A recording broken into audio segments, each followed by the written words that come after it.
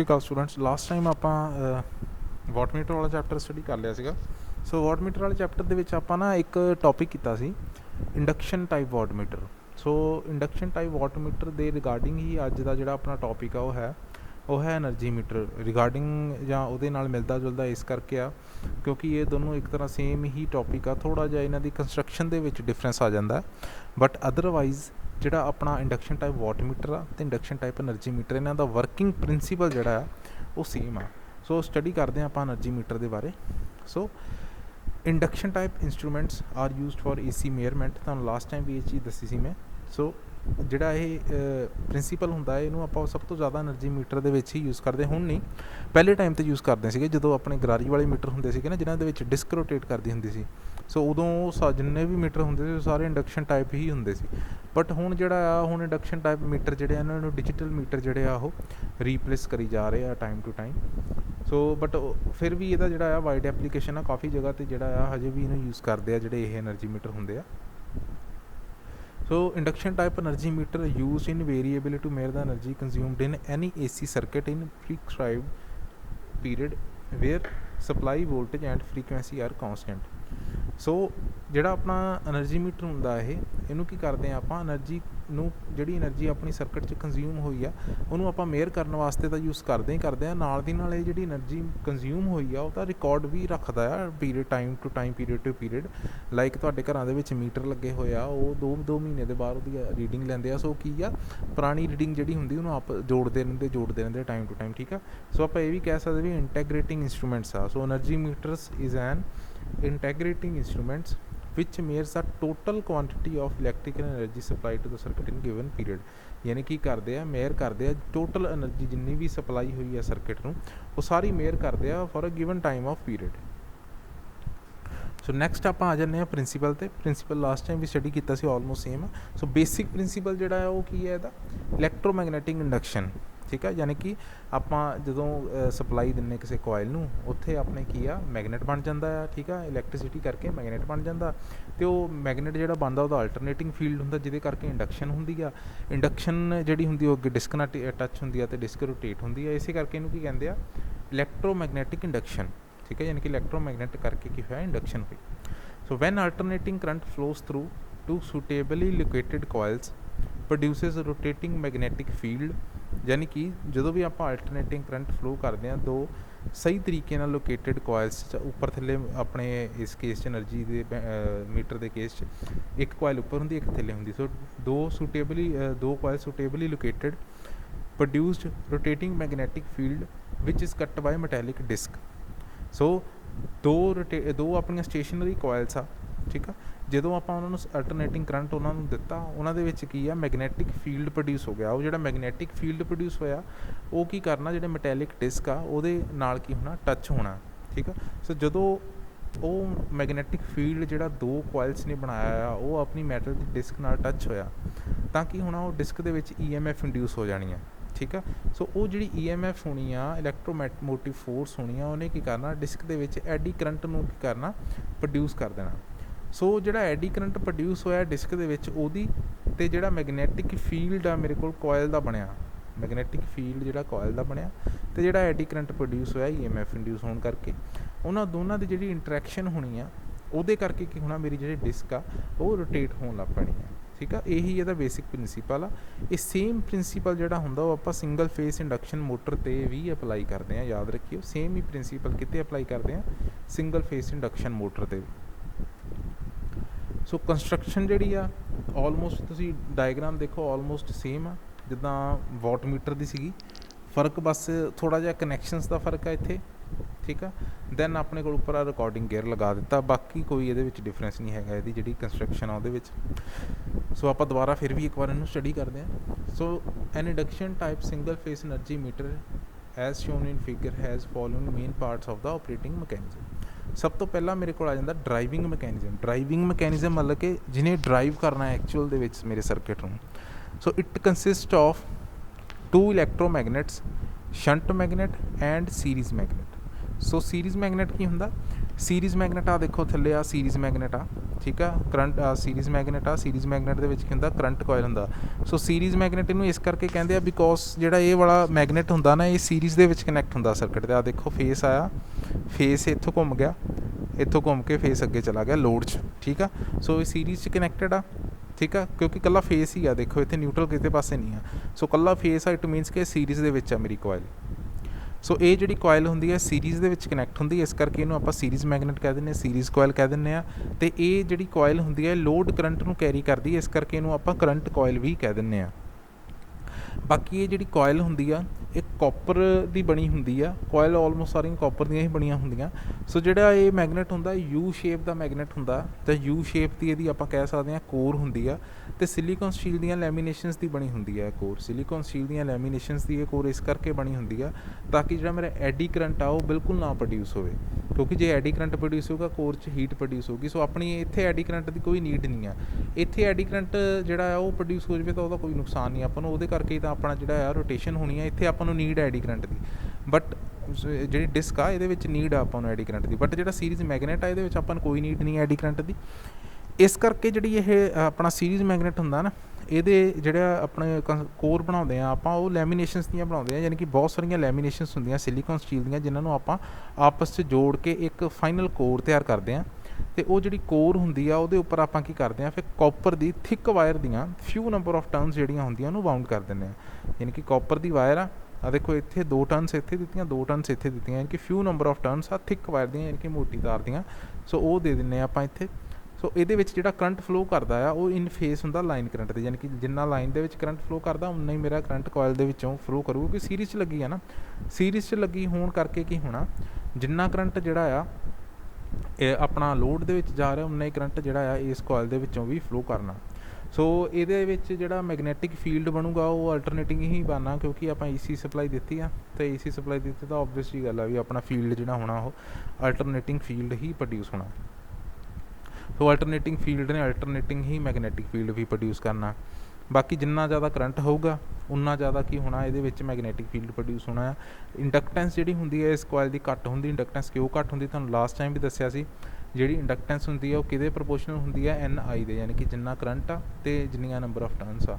ਸੋ current ਜਿਹੜਾ ਉਹ ਤਾਂ ਲੋਡ 'ਤੇ ਡਿਪੈਂਡ ਕਰਦਾ, ਬਟ ਨੰਬਰ ਆਫ ਟਰਨਸ ਜਿਹੜੀਆਂ ਆਪਾਂ ਉਹ ਘੱਟ ਰੱਖਦੇ ਹਾਂ ਤਾਂ ਕਿ ਇੰਡਕਟੈਂਸ ਜਿਹੜੀ ਹੋਵੇ ਉਹ ਘੱਟ ਹੋਵੇ ਅਤੇ ਦੋਨਾਂ ਮੈਗਨੇਟਸ ਦਾ ਜਿਹੜਾ ਫਲਕਸ ਬਣਨਾ ਉਹਦੇ ਵਿੱਚ ਫੇਸ ਡਿਫਰੈਂਸ ਆ ਜਾਵੇ, ਠੀਕ ਆ। ਸੋ ਇਹਦਾ ਜਿਹੜਾ ਫਲਕਸ ਹੋਊਗਾ ਉਹ ਅਲੱਗ ਹੋਊਗਾ, ਇਹਦਾ ਫਲਕਸ ਅਲੱਗ ਹੋਊਗਾ, ਦੋਨਾਂ ਦਾ ਫੇਸ ਡਿਫਰੈਂਸ ਆ ਜਾਊਗਾ, ਤਾਂ ਹੀ ਆਪਣੀ ਜੋ ਡਿਫਰੈਂਸ ਆਊਗਾ ਤਾਂ ਹੀ ਟਾਰਕ ਪ੍ਰੋਡਿਊਸ ਹੋਊਗਾ।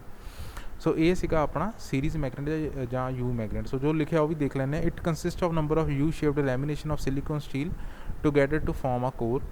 ਕੋਇਲ ਕੀ ਹੁੰਦੀ ਹੈ, ਇੱਕ ਮੋਟੀ ਤਾਰ ਦੀਆਂ ਜਿਹਦੀਆਂ ਘੱਟ ਨੰਬਰ ਆਫ ਟਰਨਸ ਹੁੰਦੀਆਂ, ਬਾਊਂਡ ਕਰਦੇ ਹਾਂ ਆਪਾਂ both legs of U shaped magnet. The coil is known as current coil which is connected series with the load, produce the magnetic field proportional and in phase with the line current. So ਜੋ ਤੁਹਾਨੂੰ ਦੱਸਿਆ ਉਹ ਸਾਰਾ ਕੁਛ ਇੱਥੇ ਕੀ ਆ mention ਕੀਤਾ ਹੋਇਆ।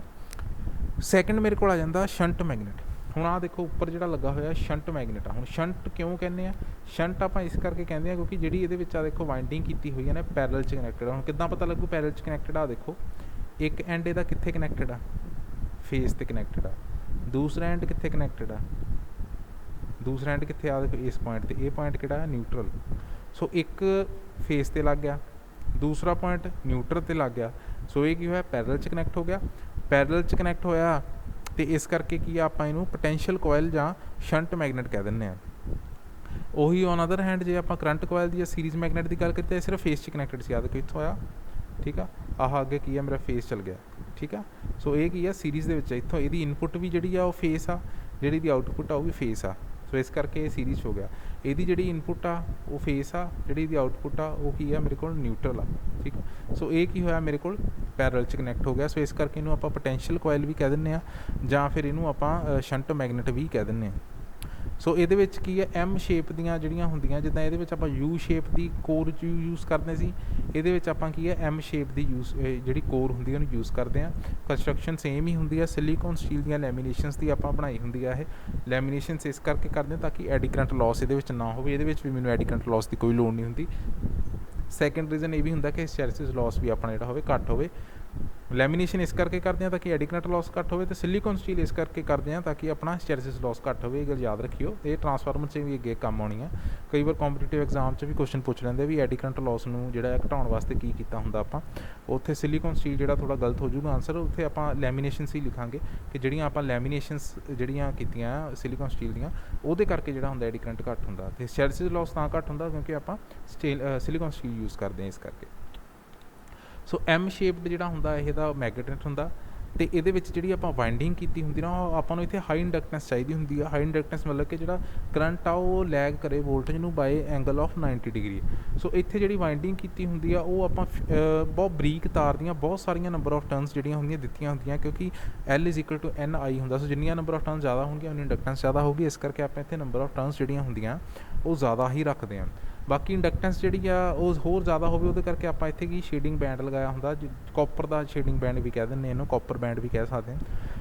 ਸੋ ਇਹ ਸ਼ੇਡਿੰਗ ਬੈਂਡ ਹੁੰਦਾ, ਇਹਦੇ ਕਰਕੇ ਜਿਹੜਾ ਕਰੰਟ ਹੁੰਦਾ ਉਹ ਆਲਮੋਸਟ ਜਿਹੜਾ 90 ਡਿਗਰੀ ਲੈਗ ਕਰ ਜਾਂਦਾ। ਆਈਡੀਅਲ ਕੰਡੀਸ਼ਨ 90 ਡਿਗਰੀ ਆ, ਬਟ ਅਦਰਵਾਈਜ਼ ਜੇ ਆਪਾਂ ਗੱਲ ਕਰੀਏ ਤਾਂ ਜਿਹੜਾ ਇਹ ਐਂਗਲ ਹੁੰਦਾ ਆਲਮੋਸਟ 90 ਡਿਗਰੀ ਹੁੰਦਾ ਪ੍ਰੈਕਟੀਕਲ ਕੇਸ 'ਚ।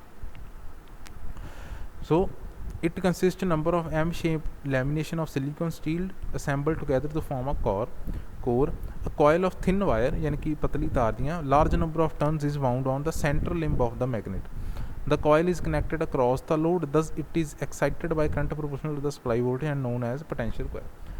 So ਇਹ ਜਿਹੜਾ ਆਪਣਾ ਕੋਇਲ ਹੁੰਦੀ ਆ ਇਹ ਕੀ ਆ, ਸਰਕਟ ਦੇ ਪੈਰਲ ਦੇ ਵਿੱਚ ਕਨੈਕਟ ਹੁੰਦੀ ਆ। ਸੋ ਪੈਰਲ ਦੇ ਵਿੱਚ ਕਨੈਕਟ ਹੁੰਦੀ ਆ, ਇਸ ਕਰਕੇ ਜਿਹੜਾ ਇਹਦੇ ਵਿੱਚ ਕਰੰਟ ਇੰਡਿਊਸ ਹੋਊਗਾ ਉਹ ਕਿਹਦੇ ਪ੍ਰੋਪੋਰਸ਼ਨਲ ਹੋਊਗਾ, ਸਪਲਾਈ ਵੋਲਟੇਜ ਦੇ। ਸੇਮ ਜਿੱਦਾਂ ਆਪਣੇ ਵਾਟਮੀਟਰ ਦੇ ਕੇਸ 'ਚ ਸੀਗਾ।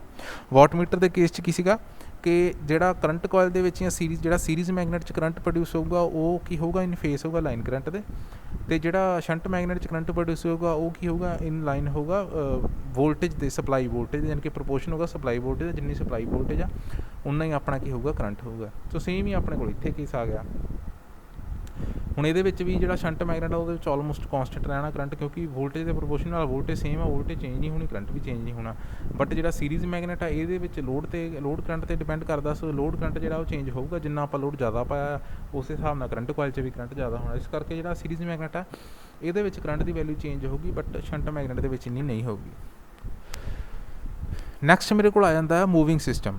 ਸੋ ਮੂਵਿੰਗ ਸਿਸਟਮ ਦੀ ਜੇ ਮੈਂ ਗੱਲ ਕਰਾਂ, ਮੂਵਿੰਗ ਸਿਸਟਮ ਦੇ ਵਿੱਚ ਸਭ ਤੋਂ ਮੇਨ ਪਾਰਟ ਦੀ ਆ ਡਿਸਕ ਆ ਜਾਂਦੀ ਹੈ। ਐਲੂਮੀਨੀਅਮ ਦੀ ਡਿਸਕ ਹੁੰਦੀ ਹੈ। ਐਲੂਮੀਨੀਅਮ ਆਪਾਂ ਇਸ ਕਰਕੇ ਯੂਜ਼ ਕਰਦੇ ਹਾਂ ਕਿਉਂਕਿ ਇਹ ਲਾਈਟ ਵੇਟ ਹੁੰਦਾ ਹੈ। ਤੁਹਾਨੂੰ ਪਹਿਲਾਂ ਵੀ ਦੱਸਿਆ ਸੀ ਲਾਸਟ ਲੈਕਚਰ 'ਚ ਵੀ ਕਿ ਐਲੂਮੀਨੀਅਮ ਕਿਉਂ ਯੂਜ਼ ਕਰਦੇ, ਕਿਉਂਕਿ ਇਹ ਲਾਈਟ ਵੇਟ ਹੁੰਦਾ। ਬਾਕੀ ਇਹਦਾ ਜਿਹੜਾ ਮਟੀਰੀਅਲ ਆਪਾਂ ਹੁੰਦਾ ਉਹ ਲੈਣਾ ਹੁੰਦਾ conductor but non magnetic. So conductor but non magnetic ਦਾ ਮਤਲਬ ਕਿ ਕਰੰਟ ਨੂੰ ਕੰਡਕਟ ਕਰ ਜਾਵੇ ਬਟ ਮੈਗਨੇਟ ਵੱਲ ਨੂੰ ਅਟਰੈਕਟ ਨਾ ਹੋਵੇ। ਸੋ ਜੇ ਆਪਾਂ ਆਇਰਨ ਯੂਜ਼ ਕਰਦੇ ਹਾਂ ਉਹ ਤਾਂ ਫਿਰ ਮੈਗਨੈਟਿਕ ਮਟੀਰੀਅਲ ਆ ਜਾਂਦਾ ਨਾ, ਉਸ ਕਰਕੇ ਆਪਾਂ ਜਾਂ ਐਲੂਮੀਨੀਅਮ ਜਾਂ ਕਾਪਰ ਹੀ ਯੂਜ਼ ਕਰ ਸਕਦੇ ਹਾਂ। ਕਾਪਰ ਤਾਂ ਨਹੀਂ ਯੂਜ਼ ਕਰਦੇ ਕਿਉਂਕਿ ਕਾਪਰ ਜਿਹੜਾ ਹੁੰਦਾ ਥੋੜ੍ਹਾ ਹੈਵੀ ਹੋ ਜਾਂਦਾ, ਕੋਸਟਲੀ ਵੀ ਹੋ ਜਾਂਦਾ, ਇਸ ਕਰਕੇ ਆਪਾਂ ਕੀ ਹੈ ਐਲੂਮੀਨੀਅਮ ਦੀ ਡਿਸਕ ਜਿਹੜੀ ਹੁੰਦੀ ਇਹਨੂੰ ਯੂਜ਼ ਕਰ ਲੈਂਦੇ ਹਾਂ। ਬਾਕੀ ਜਿਹੜੀ ਐਲੂਮੀਨੀਅਮ ਦੀ ਡਿਸਕ ਹੁੰਦੀ ਹੈ ਇੱਕ ਵਰਟੀਕਲ ਸ਼ਾਫਟ ਜਾਂ ਸਪਿੰਡਲ ਦੇ ਉੱਪਰ ਨਾਲ ਅਟੈਚਡ ਹੁੰਦੀ ਹੈ। ਇਹ ਥਰੂ ਆਊਟ ਦਾ ਲੈਂਥ ਵੀ ਹੋ ਸਕਦੀ ਹੈ ਸਪਿੰਡਲ, ਜਾਂ ਫਿਰ ਅੱਧੀ ਵੀ ਹੋ ਸਕਦੀ ਹੈ ਆਪਣੇ ਲੈਂਥ ਦੇ ਵਿੱਚ। ਸੋ ਉਹੀ ਲਿਖਿਆ ਦਾ moving system essentially consist of a light rotating aluminium disc mounted on the vertical spindle or shaft. Aluminium disc ਹੁੰਦੀ ਹੈ ਲਾਈਟ ਜਿਹੜੀ ਸ਼ਾਫਟ ਦੇ ਉੱਪਰ ਕੀ ਹੁੰਦੀ ਹੈ, ਕਨੈਕਟਡ ਹੁੰਦੀ ਹੈ। The shaft that support the aluminium disc is connected by a gear। ਜਿਹੜੀ ਸਪਿੰਡਲ ਆ ਜਿਹੜਾ ਉਹ ਜਿਹੜੀ ਡਿਸਕ ਦੇ ਨਾਲ ਅਟੈਚ ਜਿਹੜੀ ਡਿਸਕ ਆ ਜਿਹੜੀ ਸਪਿੰਡਲ ਨਾਲ ਅਟੈਚ ਆ, ਜਿਹੜੀ ਸ਼ਾਫਟ ਨਾਲ ਅਟੈਚ ਆ, ਉਹ ਸ਼ਾਫਟ ਆ ਦੇਖੋ ਅੱਗੇ ਰਿਕਾਰਡਿੰਗ ਗੇਅਰ ਦੇ ਨਾਲ ਵੀ ਅਟੈਚ ਆ। ਯਾਨੀ ਕਿ ਜਿੱਦਾਂ ਮੇਰੀ ਡਿਸਕ ਰੋਟੇਟ ਹੋਈ ਉੱਦਾਂ ਹੀ ਮੇਰੀ ਸ਼ਾਫਟ ਜਾਂ ਸਪਿੰਡਲ ਰੋਟੇਟ ਹੋਣੀ ਆ। ਜਦੋਂ ਸਪਿੰਡਲ ਰੋਟੇਟ ਹੋਈ ਤਾਂ ਨਾਲ ਹੀ ਗੇਅਰ ਵੀ ਰੋਟੇਟ ਹੋਣੇ ਆ। ਗੇਅਰ ਜਿਹੜੀ ਹੁੰਦੀ ਆ ਗਰਾਰੀਆਂ ਹੁੰਦੀਆਂ, ਗਰਾਰੀਆਂ ਨਾਲ ਅੱਗੇ ਆਪਣੇ ਡਿਜਿਟ ਅਟੈਚ ਹੁੰਦੇ ਆ, ਜਿਹੜੇ ਆਪਾਂ ਸਾਹਮਣੇ ਦੇਖਦੇ ਹਾਂ ਡਿਜਿਟ ਰੀਡਿੰਗ ਕਿਲੋਵਾਟ ਆਰ ਦੀ ਦੇਖਦੇ ਹਾਂ। ਸੋ ਉਹ ਜਿਹੜੇ ਗੇਅਰ ਹੁੰਦੇ ਆ ਉਹ ਸਪਿੰਡਲ ਨਾਲ ਅਟੈਚ ਹੁੰਦੇ ਆ ਜਾਂ ਸ਼ਾਫਟ ਨਾਲ ਅਟੈਚ ਹੁੰਦੇ ਆ। So by gear arrangement to the clock mechanism on the front of the meter to provide information that consumed energy by load. ਯਾਨੀ ਕਿ ਡਿਸਕ ਸ਼ਾਫਟ ਨਾਲ ਅਟੈਚ ਆ ਜਾਂ ਸਪਿੰਡਲ ਅੱਗੇ ਗੇਅਰ ਨਾਲ ਅਟੈਚ ਆ। ਜਿੱਦਾਂ ਡਿਸਕ ਰੋਟੇਟ ਹੋਈ ਆਪਣੇ ਸਪਿੰਡਲ ਜਾਂ ਸ਼ਾਫਟ ਰੋਟੇਟ ਹੋਈ, ਨਾਲ ਗੇਅਰ ਰੋਟੇਟ ਹੋਏ ਜਾਂ ਰਿਕਾਰਡਿੰਗ ਮੈਕੈਨਿਜ਼ਮ ਰੋਟੇਟ ਹੋਇਆ, ਅਤੇ ਉਹਦੇ ਨਾਲ ਕੀ ਆ ਆਪਾਂ ਨੂੰ ਅੱਗੇ ਜਿਹੜਾ ਰੀਡਿੰਗ ਜਿਹੜੀ ਆ ਸ਼ੋਅ ਹੋਈ ਜਾਣੀ। So the time varying fluxes produced by shunt and series magnet induces eddy current in aluminum disc। ਜਿਹੜਾ ਆਪਣਾ ਫਲਕਸ ਪ੍ਰੋਡਿਊਸ ਹੋ ਰਿਹਾ ਆ ਸੀਰੀਜ਼ ਮੈਗਨੇਟ ਦਾ ਸ਼ੰਟ ਮੈਗਨੇਟ ਦਾ, ਇਹ ਦੋਨੋਂ ਜਿਹੜੇ ਹੁੰਦੇ ਆ ਅਲੱਗ-ਅਲੱਗ ਫਲਕਸ ਹੁੰਦੇ ਆ ਕਿਉਂਕਿ ਇਹਦੇ ਵਿੱਚ ਕਰੰਟ ਦੇ ਪ੍ਰੋਪੋਰਸ਼ਨ ਦੇ ਵੋਲਟੇਜ ਪ੍ਰੋਪੋਰਸ਼ਨ ਵੈਸੇ ਵੀ ਇਹਦਾ 90 ਡਿਗਰੀ ਲੈਗ ਕਰੂਗਾ ਬਿਕੋਜ਼ ਆਫ ਦਿਸ ਹਾਈ ਇੰਡਕਟੈਂਸ। ਠੀਕ ਆ, ਸੋ ਉਹ ਦੋਨਾਂ ਦਾ ਜਿਹੜਾ ਡਿਫਰੈਂਸ ਹੋਣਾ ਆ ਉਹਦੇ ਕਰਕੇ ਕੀ ਹੋਣਾ, ਮੇਰੇ ਕੋਲ ਐਲੂਮੀਨੀਅਮ ਡਿਸਕ 'ਚ ਐਡੀ ਕਰੰਟ ਪ੍ਰੋਡਿਊਸ ਹੋ ਜਾਣਾ। So the interaction between two magnetic field and eddy current set up by the driving torque setup a driving torque in the disc. So ਜਿਹੜੀ ਇੰਟਰੈਕਸ਼ਨ ਹੋਣੀ ਆ ਦੋ ਮੈਗਨੈਟਿਕ ਫੀਲਡ ਤੇ ਐਡੀ ਕਰੰਟ ਜਿਹੜਾ ਡਿਸਕ ਦੇ ਵਿੱਚ ਬਣਿਆ ਉਹਨਾਂ ਹੀ ਦੋ ਮੈਗਨੈਟਿਕ ਫੀਲਡ ਦੇ ਕਰਕੇ ਮੇਰੇ ਕੋਲ ਕੀ ਆ ਡਰਾਈਵਿੰਗ ਟਾਰਕ ਜਿਹੜਾ ਉਹ ਪ੍ਰੋਡਿਊਸ ਹੋਣਾ। So the number of rotation of the disc is therefore proportion to the energy consumed by the load in a certain time interval and is commonly made in kilowatt hour. So ਜਿਹੜੀ disc ਮੇਰੀ rotate ਹੁੰਦੀ ਆ ਉਹ ਅੱਗੇ ਕੀ ਆਪਾਂ convert ਕਰ ਰਹੇ ਹਾਂ ਗੇਅਰ ਲਗਾ ਕੇ ਆਪਣੇ ਰਿਕਾਰਡਿੰਗ ਮੈਕੈਨਿਜ਼ਮ 'ਚ ਜਿਹੜਾ ਰਿਕਾਰਡ ਕਰਕੇ ਆਪਾਂ ਨੂੰ ਦੱਸ ਰਿਹਾ ਵੀ ਕਿਲੋਵਾਟ ਆਵਰ ਦੇ ਵਿੱਚ ਤੁਹਾਡੀ ਜਿਹੜੀ ਹੈ ਕਿੰਨੀ energy time to time consume ਹੋ ਰਹੀ ਹੈ ਡੇਲੀ ਬੇਸਿਸ ਜਾਂ ਵੀਕਲੀ ਬੇਸਿਸ 'ਤੇ, ਉਹ ਆਪਾਂ ਨੂੰ ਪਤਾ ਲੱਗਦਾ। ਨੈਕਸਟ ਮੇਰੇ ਕੋਲ ਆ ਜਾਂਦਾ ਹੈ ਬ੍ਰੇਕਿੰਗ ਸਿਸਟਮ। ਸੋ ਆਪਾਂ ਬ੍ਰੇਕਿੰਗ ਸਿਸਟਮ ਜਿਹੜਾ ਹੁੰਦਾ ਉਹ ਵੀ ਆਪਾਂ ਨੂੰ ਇੱਥੇ ਬ੍ਰੇਕਿੰਗ ਸਿਸਟਮ ਦੀ ਤਾਂ ਲੋੜ ਪੈਂਦੀ ਆ, ਕੰਟਰੋਲਿੰਗ ਟਾਰਕ ਦੀ ਨਹੀਂ ਲੋੜ ਪੈਂਦੀ, ਕਿਉਂਕਿ ਜੇ ਬ੍ਰੇਕਿੰਗ ਸਿਸਟਮ ਨਾ ਹੋਵੇ ਨਾ ਡਿਸਕ ਬਹੁਤ ਤੇਜ਼ ਰੋਟੇਟ ਕਰੂਗੀ। ਸੋ ਉਹਨੂੰ ਰੋਕਣ ਵਾਸਤੇ ਆਪਾਂ ਕੀ ਕੀਤਾ ਹੁੰਦਾ, ਇੱਕ ਬ੍ਰੇਕ ਮੈਗਨੇਟ ਲਾਇਆ ਹੁੰਦਾ। So damping of the disc is provided by small permanent magnet located diametrically opposite to the AC magnet. The disc passes between the magnet gap। ਯਾਨੀ ਕਿ ਆਪਾਂ ਕੀ ਕੀਤਾ ਹੁੰਦਾ, ਇੱਕ ਕਾਰਨਰ ਦੇ ਉੱਪਰ ਕੀ ਕੀਤਾ ਹੁੰਦਾ, ਇੱਕ ਪਰਮਾਨੈਂਟ ਮੈਗਨੇਟ ਲਾਇਆ ਹੁੰਦਾ ਜਿਹਦਾ ਨਾਮ ਹੁੰਦਾ ਬ੍ਰੇਕ ਮੈਗਨੇਟ, ਅਤੇ ਜਿਹੜੀ ਡਿਸਕ ਹੁੰਦੀ ਆ ਜਿਹੜੇ ਬ੍ਰੇਕ ਮੈਗਨੇਟ ਦਾ ਗੈਪ ਹੁੰਦਾ ਇਹਦੇ ਵਿੱਚ ਦੀ ਕੀ ਕਰਦੀ ਆ, ਰੋਟੇਟ ਕਰਦੀ ਆ। So the disc passes between the magnet gap. The movement of rotating disk through the magnetic field crossing the air gap set up eddy current in the disk that react with the magnetic field and exert braking torque। ਯਾਨੀ ਕਿ ਹੁੰਦਾ ਕੀ ਆ, ਹੁਣ ਇੱਕ ਤਾਂ ਐਡੀ current ਇਹਨਾਂ ਦੋ ਕੋਇਲਸ ਨੇ ਬਣਾਉਣਾ ਤੁਹਾਡੀ ਡਿਸਕ 'ਚ, ਜਿਹੜਾ ਬ੍ਰੇਕ ਮੈਗਨੇਟ ਆ ਇਹਨੇ ਇੱਕ ਅਲੱਗ ਐਡੀ ਕਰੰਟ ਜਿਹੜਾ ਆ ਡਿਸਕ ਦੇ ਵਿੱਚ ਬਣਾਉਣਾ। ਉਹ ਜਿਹੜਾ ਐਡੀ ਕਰੰਟ ਹੋਣਾ ਨਾ ਉਹਨੇ ਐਜ਼ ਪਰ ਲੈਂਜ਼ਸ ਲਾਅ ਆਪਣੇ ਕੌਸ ਨੂੰ ਅਪੋਜ਼ ਕਰਨਾ। ਠੀਕ ਆ, ਕੌਸ ਮਤਲਬ ਕਿ ਜਿਹਨੇ ਉਹ ਐਡੀ ਕਰੰਟ ਪ੍ਰੋਡਿਊਸ ਕੀਤਾ ਨਾ ਐਡੀ ਕਰੰਟ ਨੂੰ ਕਹਿੰਦਾ ਵੀ ਮੈਂ ਉਹਨੂੰ ਹੀ ਅਪੋਜ਼ ਕਰਨਾ। ਸੋ ਇੱਥੇ ਐਡੀ ਕਰੰਟ ਕਿਹਨੇ ਬਣਾਇਆ, ਇੱਥੇ ਬਣਾਇਆ ਬ੍ਰੇਕ ਮੈਗਨੇਟ। ਸੋ ਬ੍ਰੇਕ ਮੈਗਨੇਟ ਦੇ ਫੀਲਡ ਨੂੰ ਅਪੋਜ਼ ਕਰਨਾ ਉਹਨੇ, ਉਹ ਆਪੋਜੀਸ਼ਨ ਕਰਕੇ ਜਿਹੜੀ ਮੇਰੀ ਡਿਸਕ ਹੋਣੀ ਨਾ ਉਹਦੀ ਸਪੀਡ ਜਿਹੜੀ ਹੋਣੀ ਨਾ ਉਹ ਘੱਟ ਜਾਣੀ ਹੈ। So by changing the position of brake magnet or diverting some of the flux there form the speed of rotating disc can be control. ਯਾਨੀ ਕਿ ਬ੍ਰੇਕ ਮੈਗਨੇਟ ਦੀ ਜਿਹੜੀ ਪੋਜੀਸ਼ਨ ਆ ਇਹਨੂੰ ਆਪਾਂ ਚੇਂਜ ਕਰਕੇ ਫਲਕਸ ਜਿਹੜਾ ਲਿੰਕ ਹੋ ਰਿਹਾ ਆ ਉਹਦੀ ਜਿਹੜੀ ਵੈਲਿਊ ਆ ਉਹਨੂੰ ਚੇਂਜ ਕਰ ਸਕਦੇ ਹਾਂ, ਜਿਹਦੇ ਕਰਕੇ ਡਿਸਕ ਜਿਹੜੀ ਆ ਉਹ ਆਪਾਂ ਉਹਦੀ ਸਪੀਡ ਨੂੰ ਕੰਟਰੋਲ ਕਰ ਸਕਦੇ। ਸੋ ਬ੍ਰੇਕ ਮੈਗਨੇਟ ਨਾਲ ਹੀ ਆਪਾਂ ਡਿਸਕ ਵੀ ਦੀ ਸਪੀਡ ਵੀ ਕੰਟਰੋਲ ਕਰ ਸਕਦੇ ਹਾਂ। ਬਾਕੀ ਬ੍ਰੇਕ ਮੈਗਨੇਟ ਜਿਹੜਾ ਕੰਪਨੀ ਵੱਲੋਂ ਜਿਹੜਾ ਹੁੰਦਾ ਇੱਕ ਪਰਟੀਕੂਲਰ ਪੋਜੀਸ਼ਨ 'ਤੇ ਸੈੱਟ ਕਰਕੇ ਭੇਜਿਆ ਹੁੰਦਾ, ਉਹਨੂੰ ਆਪਾਂ ਹਿਊਮਨ ਬੀਇੰਗ ਆਪ ਜਿਹੜਾ ਸੈੱਟ ਨਹੀਂ ਕਰ ਸਕਦੇ, ਕਿਉਂਕਿ ਆਪਾਂ ਨੂੰ ਇੰਨਾ ਆਈਡੀਆ ਨਹੀਂ ਹੁੰਦਾ ਕਿ ਡਿਸਕ ਦੀ ਕਿੰਨੀ ਸਪੀਡ ਹੋਣੀ ਚਾਹੀਦੀ ਜਾਂ ਕਿੰਨੀ ਪਾਵਰ ਉਹ ਮੇਅਰ ਕਰੂਗਾ। ਸੋ ਜੇ ਆਪਾਂ ਇਹਨੂੰ ਸੈਂਟਰ 'ਚ ਕਰ ਦਈਏ ਤਾਂ ਫਿਰ ਬਹੁਤ ਜ਼ਿਆਦਾ ਤੇਜ਼ ਘੁੰਮਣ ਲੱਗ ਪੈਣਾ, ਅਤੇ ਜਿੰਨੀ ਐਨਰਜੀ ਆਪਣੀ ਕੰਜ਼ਿਊਮ ਹੋ ਰਹੀ ਆ ਉਹ ਤੋਂ ਐਕਚੁਅਲ ਤੋਂ ਜ਼ਿਆਦਾ ਉਹਨੇ ਕਰਨ ਲੱਗ ਪੈਣਾ। ਜੇ ਬ੍ਰੇਕ ਮੈਗਨੇਟ ਨੂੰ ਜ਼ਿਆਦਾ ਬਾਹਰ ਕਰ ਦਈਏ ਫਿਰ ਡਿਸਕ ਜਿਹੜੀ ਆ ਸਲੋ ਹੋ ਜਾਣੀ ਆ। ਇਹ ਮੈਥਡ ਯੂਜ਼ ਵੀ ਕਰਦੇ ਹੁੰਦੇ ਸੀ ਪੁਰਾਣੇ ਟਾਈਮ 'ਤੇ, ਜਦੋਂ ਮੀਟਰ ਹੁੰਦੇ ਸੀ ਵੱਡਾ ਸਾਰਾ ਮੈਗਨੇਟ ਉੱਪਰ ਲਾ ਦਿੰਦੇ ਸੀ, ਜਿਹਦੇ ਕਰਕੇ ਸਪੀਡ ਜਿਹੜੀ ਹੁੰਦੀ ਸੀ ਡਿਸਕ ਦੀ ਘੱਟ ਜਾਂਦੀ ਸੀ, ਅਤੇ ਜਿਹੜਾ ਆਪਣਾ ਗੇਅਰ ਹੁੰਦਾ ਰਿਕਾਰਡਿੰਗ ਗੇਅਰ ਹੁੰਦਾ ਉਹ ਰਿਕਾਰਡ ਘੱਟ ਕਰਦਾ ਸੀ ਰੀਡਿੰਗ, ਐਕਚੁਅਲ ਕੰਜ਼ੰਪਸ਼ਨ ਜਿਹੜੀ ਹੁੰਦੀ ਸੀ ਉਹ ਜ਼ਿਆਦਾ ਹੁੰਦੀ ਸੀ।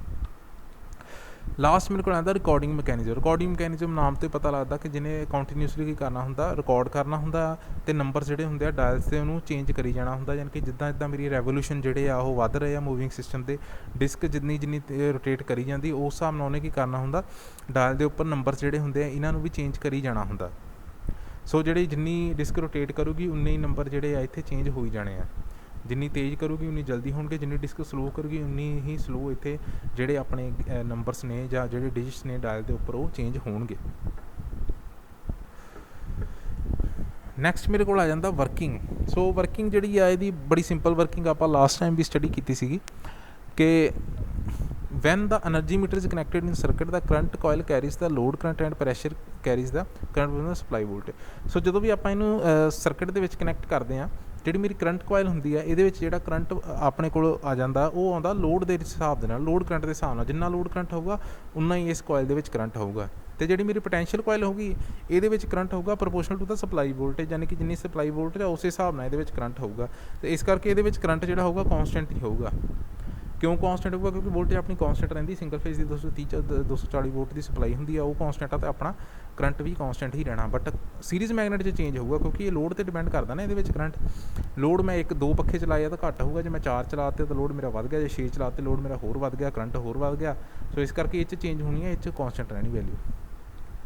ਦ magnetic field produce by series magnet is in phase with line current.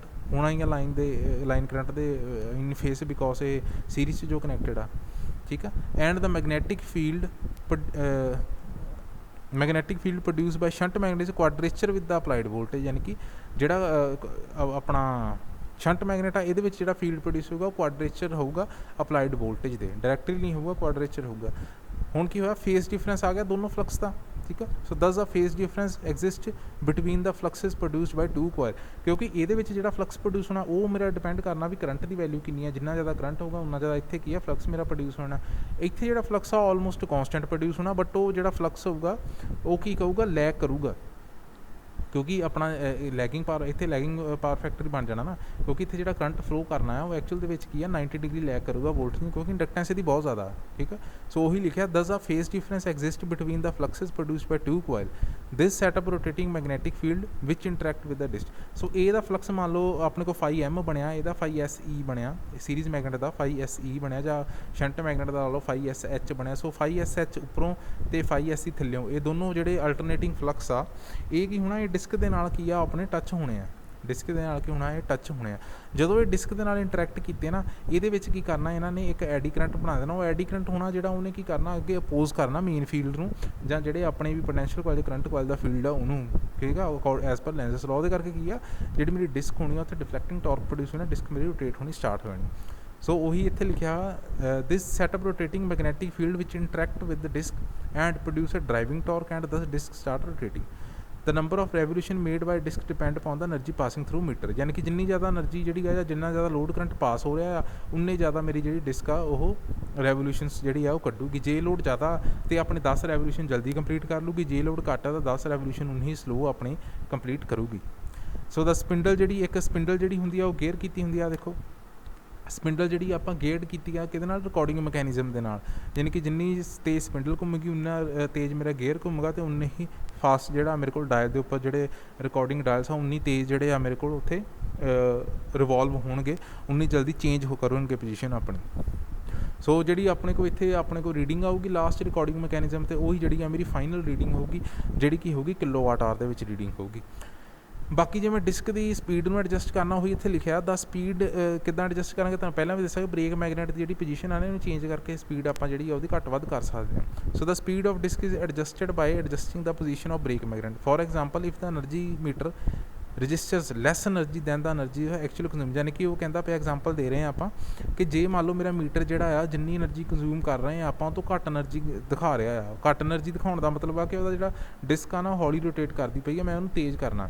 So disc the speed ਜਿਹੜੀ ਆ ਉਹਨੂੰ ਇਨਕਰੀਜ਼ ਕਰਨ ਵਾਸਤੇ ਮੈਂ ਕੀ ਕਰਨਾ, ਜਿਹੜਾ ਬ੍ਰੇਕ ਮੈਗਨੇਟ ਆ ਨਾ ਉਹਨੂੰ ਸੈਂਟਰ ਦੇ ਵਿੱਚ ਸ਼ਿਫਟ ਕਰ ਦੇਣਾ। ਸੈਂਟਰ 'ਚ ਸ਼ਿਫਟ ਜਦੋਂ ਮੈਂ ਕਰਤਾ ਉਦੋਂ ਕੀ ਹੋਣਾ, ਜਿਹੜਾ ਫਲਕਸ ਲਿੰਕ ਕਰਦਾ ਪਿਆ ਬ੍ਰੇਕ ਮੈਗਨੇਟ ਦਾ ਉਹ ਘੱਟ ਜਾਣਾ ਆ, ਜਿਹਦੇ ਕਰਕੇ ਕੀ ਆ ਜਿਹੜਾ ਆਪਣਾ ਡੈਂਪਿੰਗ ਟਾਰਕ ਆ ਉਹਨੇ ਵੀ ਘੱਟ ਜਾਣਾ, ਠੀਕ ਹੈ। ਜਿਹਦੇ ਕਰਕੇ ਜਿਹੜੀ ਇਹਦੀ ਸਪੀਡ ਹੋਣੀ ਨਾ ਉਹ ਇਨਕਰੀਜ਼ ਹੋਣੀ, ਕਿਉਂਕਿ ਇਹਨੇ ਤਾਂ ਰੋਕ ਕੇ ਰੱਖਿਆ, ਠੀਕ ਹੈ। ਇਹਦਾ ਜਿਹੜਾ ਫੀਲਡ ਹੈ ਇਹਨੇ ਰੋਕ ਕੇ ਰੱਖਿਆ, ਜੇ ਇਹਦਾ ਫੀਲਡ ਆਪਾਂ ਜਿਹੜਾ ਉਹਨੂੰ ਘਟਾਤਾ ਤਾਂ ਡਿਸਕ ਜਿਹੜੀ ਆ ਉਹਨੂੰ ਤਾਂ ਖੁੱਲ੍ਹ ਮਿਲ ਜਾਣੀ, ਤੇ ਉਹਨੇ ਕੀ ਆ ਤੇਜ਼ ਰੋਟੇਟ ਕਰਨ ਲੱਗ ਪੈਣਾ, ਤੇ ਆਪਣਾ ਜਿਹੜਾ ਮੀਟਰ ਆ ਉੱਥੇ ਜਿਹੜੀ ਰੀਡਿੰਗ ਆ ਉਹ ਚੇਂਜ ਹੋ ਜਾਣੀ ਹੈ। ਸੋ ਇਹ ਤੋਂ ਉਲਟ ਵੀ ਕੰਮ ਕਰਦਾ ਹੈ, ਜੇ ਬ੍ਰੇਕ ਮੈਗਨੇਟ ਨੂੰ ਮੈਂ ਬਾਹਰ ਕੱਢ ਦੂੰਗਾ ਹੋਰ, ਤਾਂ ਜਿਹੜੀ ਸਪੀਡ ਆ ਦੀ ਡਿਸਕ ਦੀ ਉਹ ਸਲੋ ਵੀ ਹੋ ਜਾਣੀ ਹੈ, ਠੀਕ ਹੈ।